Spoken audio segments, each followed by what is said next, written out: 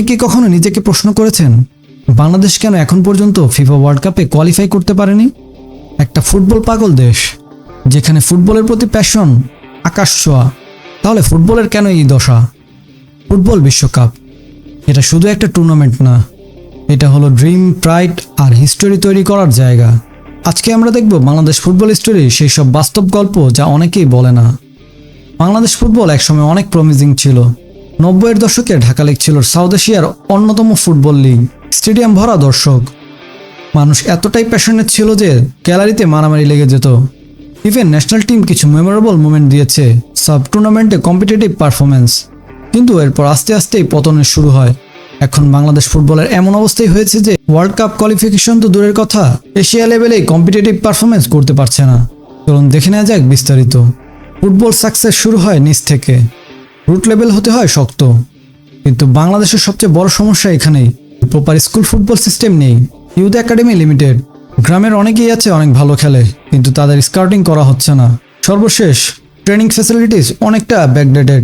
একদিকে জাপান আর south Korea 30-40 বছর আগে এই সিস্টেম বিল্ড করেছে, সেখানে বাংলাদেশ এখন স্ট্রাগল করছে বেসিক স্ট্রাকচার নিয়ে। বাংলাদেশ ফুটবলের সবচেয়ে বড় ইস্যু হলো শর্ট টার্ম থিঙ্কিং। কিন্তু world cup qualification is a long journey.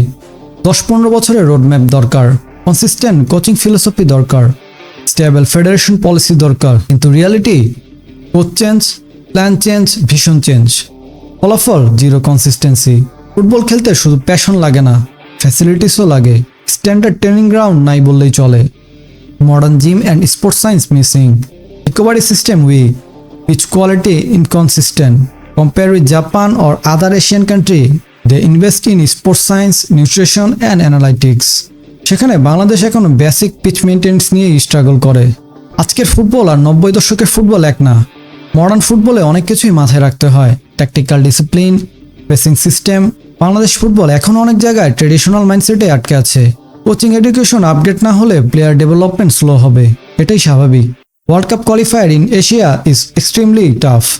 Asia থেকে যায় limited spot. Bangladesh basically compete করবে south Asian teams, mid tier Asian teams, emerging football nation. গ্যাপটা অনেক হিউজ। সো এভারেজ এশিয়ান টিমের সাথেই ফাইট করাটা চ্যালেঞ্জিং। এই পয়েন্ট নিয়ে কথা না বললেই নয়।